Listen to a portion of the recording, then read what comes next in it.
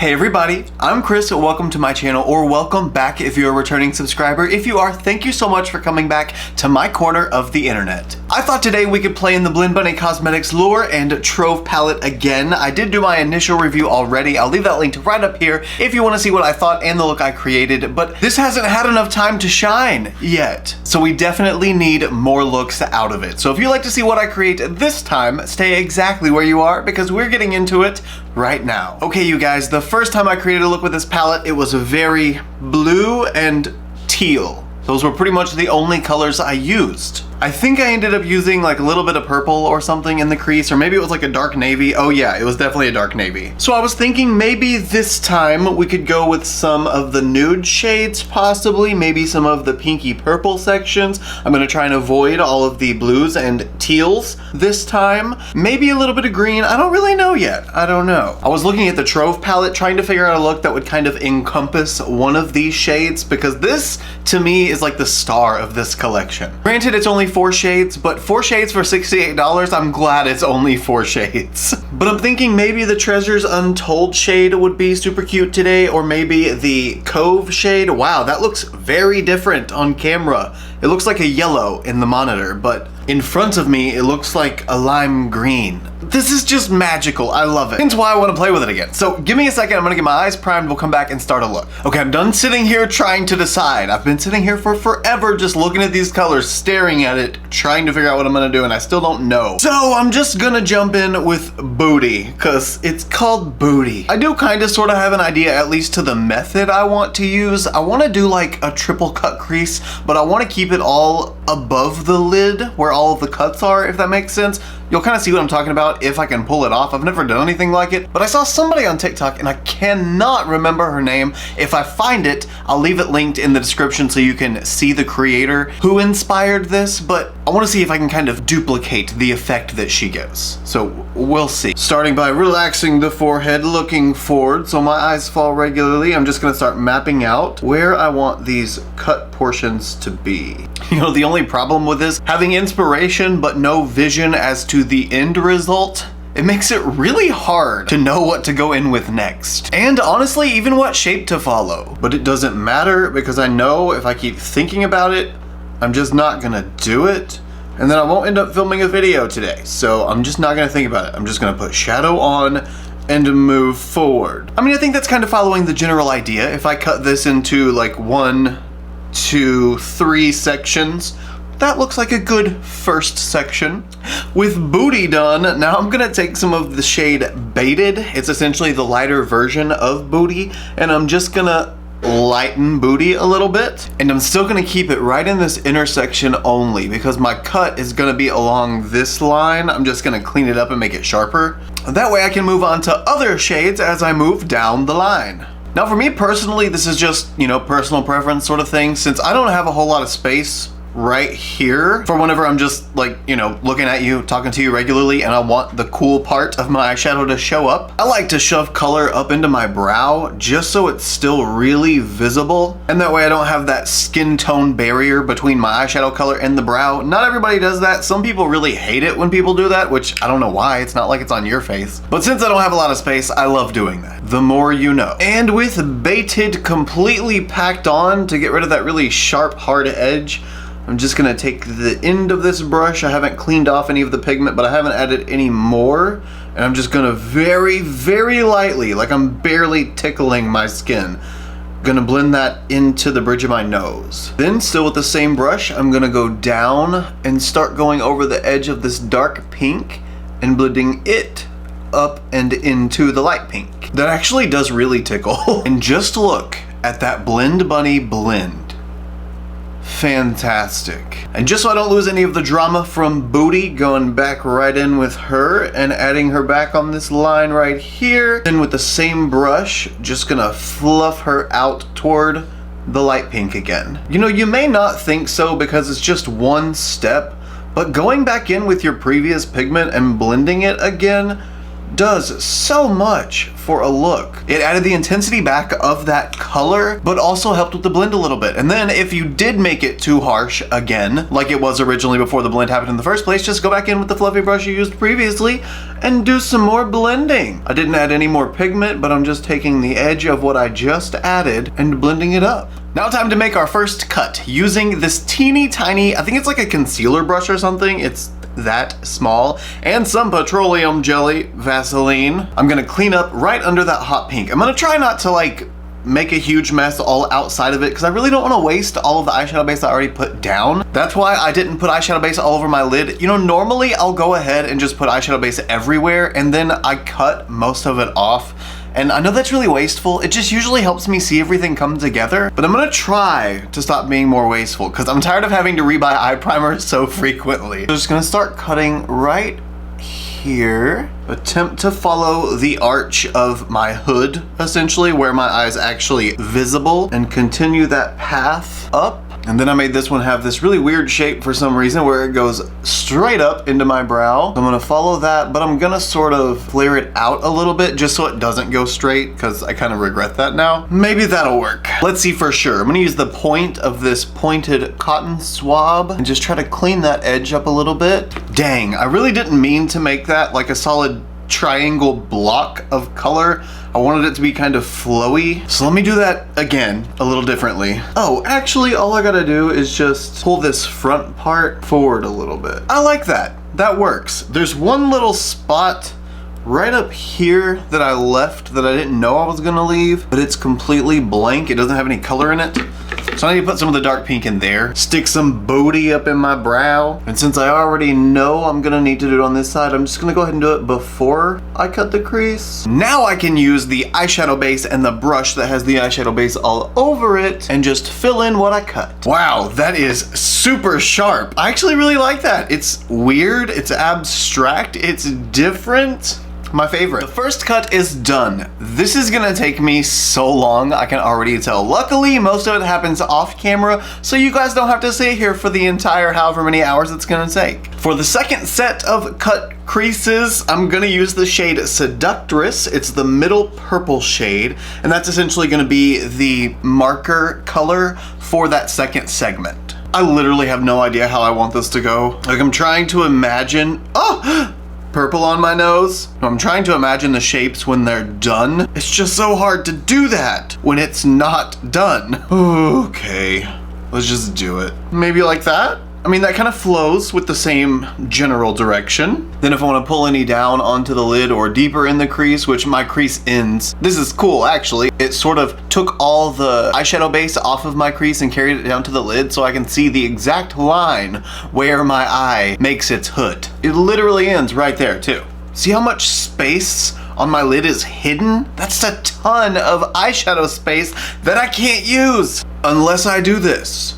Then I have access to almost all of it, but my brain hurts. Okay, why do I love that? That's actually kind of neat. I'm just now realizing though, this is a huge section and I'm really afraid that this color set is gonna be way too close to the pink color set that we're not really gonna be able to tell them apart. But I think as long as I take the Jellyfish, the lighter purple shade, right up against that dark pink, maybe it'll look okay. Guys, I really don't know.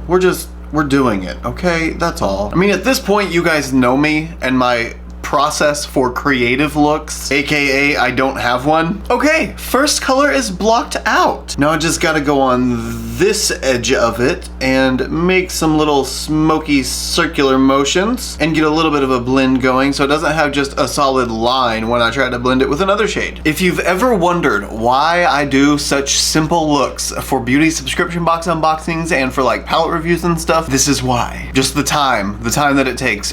Not to mention that I don't really get up early in the morning. I stay up way too late watching The Walking Dead, so whenever I do get up, I'm really tired, so I drink some coffee, I play some Xbox, and before I start filming, it's like 4 or 5 or 6 o'clock at night. So if I'm doing like an eyeshadow review or an unboxing, typically the look can go a lot faster if I just keep it simple and wearable and sort of like an everyday kind of look, or at least a system of an everyday kind of look. Not necessarily the same colors, but the system, where it's just dark in the crease, light on the brow bone, fill something on the lid, boom, we're done. not like this, you know? I will admit though, these are much more satisfying in the end. Just seeing it all come together and all that detail work, it's kind of like doing highlights for me. I love doing highlights because it's a bunch of tiny little monotonous, annoying details that whenever you take those foils out and rinse that hair and finish your toning and you look at it, you're like, mwah. Yes, that is what I wanted to see.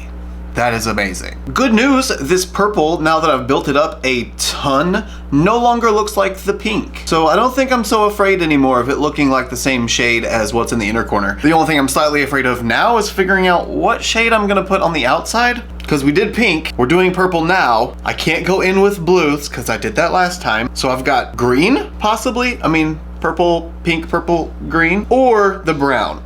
I'm pretty sure I'm gonna end up picking the brown just because it's safer with these colors, but I don't know. I really just don't know. It's time for some jellyfish. I just love that shade name. That's so cute. But it's just the lighter version of the purple in our purple column since she lays out her palettes so perfectly. I actually love whenever palettes are laid out by column and all of your monochromatic looks are created by column. I think that's so cool. There is a bug flying around. It's gone for now. We'll find it later. Okay, let's see if jellyfish looks like baited and booty. Oh, it does not. It looks like a different shade. Holy crap, we have success. You know, I might actually need to leave a tiny bit of the eyeshadow based skin tone coming through just at the border of that line. I don't know if I'm gonna be able to get it that close without messing it all up. I mean, I guess really we'll find out when we get there. Oh my gosh, I can't believe I moved on to another color without finishing one part on the other side. Wow, well now I've got to finish this part at least. Then I'll go back and do it. I never do that, that's so weird. Oh yeah, well, I guess I'm taking the purple all the way to the edge because I forgot about leaving the skin tone there already. And that literally wasn't even a minute ago. Since I've placed jellyfish everywhere, that segment is way too much jellyfish and not enough seductress. So before I took jellyfish all the way all over the tacky eyeshadow base, I went ahead and stopped a little bit beforehand. That way I can take seductress up there a little bit higher instead and start mixing the two in the middle. Seductress has got to be part of the show too. She can't be left out. I'm not sure why, but seductress is calling to me to put her down here a little bit too. She just told me.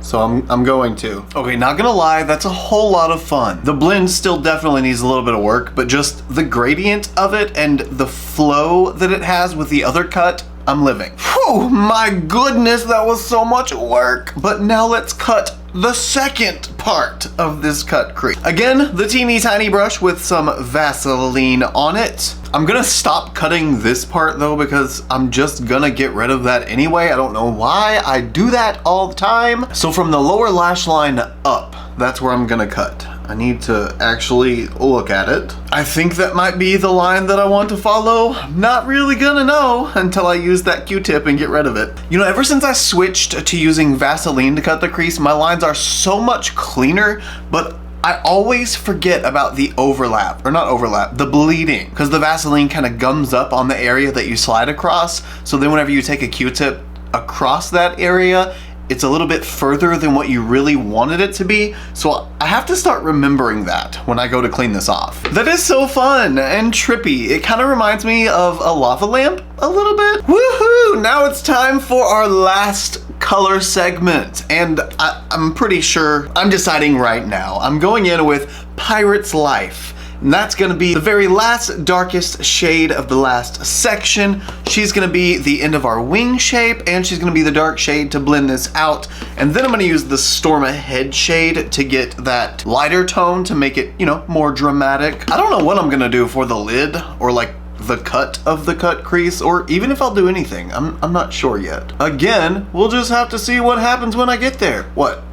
Did I get black? No, that's that brown. Holy crap, that is a very dark brown. I didn't think about the deepening because it's going on a tacky base. That's crazy. Okay, I'm just gonna do this for curiosity's sake. I'm gonna take some of the black and just pat it beside that. I mean, I'm gonna cut this part anyway and clean it up. Wow, that is crazy how close those are. I can tell now that the black is beside it that that's brown, but just using the brown by itself, it looks like black. I did have to take the big black splotch off of my face because I couldn't stand seeing it there. And this time, I don't think I'm gonna pull it all the way down and end. I'm pretty sure I'm just gonna leave where I've cut so far as my cut crease, like the open part. Ooh, maybe that's where I'll put in a Trove shadow. Not that you'll be able to see any of it when I'm relaxed, but once I spread my eye open, you can see it.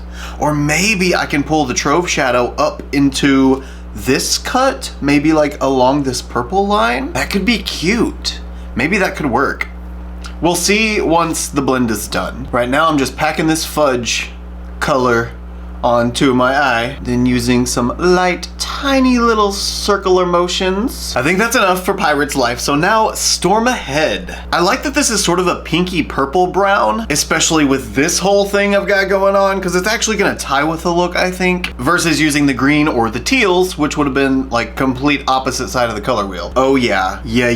Wow, I really like that color. It reminds me a lot of London Fog from Gerard Cosmetics. Actually, I think it pretty much is London Fog from Gerard Cosmetics. Very, very close. I might have to leave that out. Maybe that's the lipstick we used today. Maybe not. I might have to go with a nude, because this is a lot. And this time I'm trying very hard to remember not to take it all the way in. I need to just put it on like this. That way I don't take it any further than it has to be. I don't know what the heck made me decide to use a round brush to try and get clean edges for a cut crease. But it would save me so much time if I would just go with a flat brush instead. You know, I feel like your eyeshadow base would have to be literally completely dry and set for this shade to look like a brown. Or maybe it's just me, and me looking at it like right now. Maybe it looks brown to you and I'm just crazy. I don't know about you, but a good blend just excites me. And every single blend I've done with this eyeshadow palette has been a great blend. It's versatile. If I want to take lighter down further, I just go back in with it and bring it back down. If I want to take darker higher, I can do the same thing. Just magical. I've been stuck on magical because I've been playing so much of Hogwarts Legacy lately. Freaking love that game. Oh my gosh, freaking love it. Hence why I'm at this point of filming today's video at 9:44 p.m. By the way, if you guys like watching gaming videos, like not where somebody's talking, but where somebody's just sitting there playing the video game and you can watch the game being played, I did start another channel. It's The Hogwarts Gamer, GAYMAR, cause I'm a homo, and I'll leave it linked in the description if you want to go check it out. You can at least see some Hogwarts Legacy gameplay with no vocals. All right, I think that is about it for at least this portion. So let me do that on the other eye, clean up this angle to figure out what exactly I want, and we'll come back and figure out what I'm gonna do for the lid. Okay, you guys, the very last cut crease is finally done. So now we get to go in with the Trove palette. You know, I couldn't decide for sure which shade I was gonna go in with, but now for sure it's gonna be Treasures Untold, this one, because I feel like the purple's just gonna go so perfect with all of this. Last time, Dive Deep did not pick up so well with a flat brush, but I'm gonna try it again. Oh, this one actually does pick up with this brush. This isn't like a flat brush, it's more like a smudger, kind of. So maybe the bristles are broken up enough in it that it will give us success. Oh, we have success. Kind of flaky, but it's okay. I'm gonna tilt back a little bit. Try not to get a whole bunch of fallout everywhere so I can use the fallout on my eye instead. And I took that dark brown, down onto the lash line in a little bit of a wing shape, more like just filling the outer V, so that when this shimmer went on top of it, hopefully it would blend with it enough and give it just a little bit of dimension on that outer edge so it doesn't look disconnected. Oh! Ooh, it's coming together and that looks so good. I just don't know how I'm gonna get a clean edge to any of this. You know, I'm kind of starting to feel like the only way I'm gonna ever be able to get a clean line with these, like a really clean line, is if I mix it with some mixing medium like Inglot Duraline or the NYX Multitasker, something that will give it a little bit of a liquid finish for a second, and then go in with it. It just seems like it's so flaky that it doesn't really want to make a clean line. Oh my gosh. Okay, well, open mouth insert foot. Turns out I switched to a flat brush again, but like a really pointed flat brush. You know, the one that didn't really work for the Dive Deep shade, and now it's working for Treasures Untold. So I guess it was just the brush that I chose to use last time. Honestly though, I don't care how we get there as long as we get there. Well, I don't know about you, but I am totally obsessed with that. I need to blend that little edge right there. But other than that, I'm totally obsessed with this. That is beautiful. You guys, The look is completely done, and I'm still just as obsessed as I was before I put on all my face makeup. I will admit, the face makeup kind of brought everything together. I luckily found some more purpley toned blushes. I realized though that I don't really have very many purple toned blushes, which is weird. I would have thought that my collection was mainly purple tone blushes, but I have so many nudes. I guess that's more common, that's what everybody wears, so that's what I get. But anyway, now that the look is complete, what do you guys think of it?